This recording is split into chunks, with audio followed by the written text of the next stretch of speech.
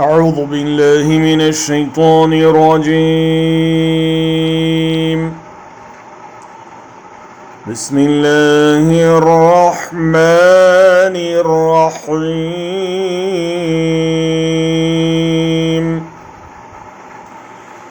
يا أيها الذين آمنوا إنما المشركون نجس فلا يقربوا المسجد الحرام بعد عامهم هذا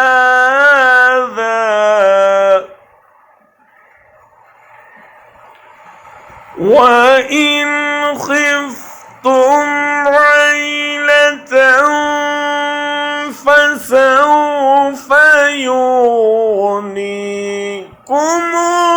الله من فضله إن شاء.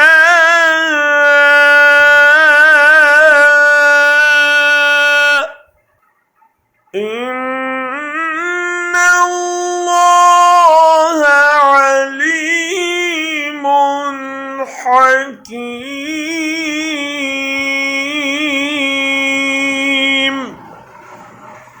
ऐ ईमान लाने वालों, मुशरिकीन नापाक हैं, लिहाजा इस साल के बाद ये मस्जिद हराम के करीब न फटकने पाएँ।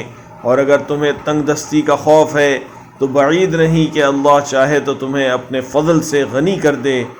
अल्लाह अलीम व हकीम है।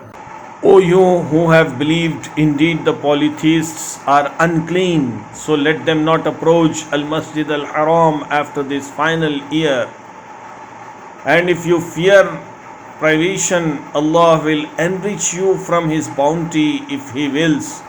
Indeed, Allah is knowing and wise.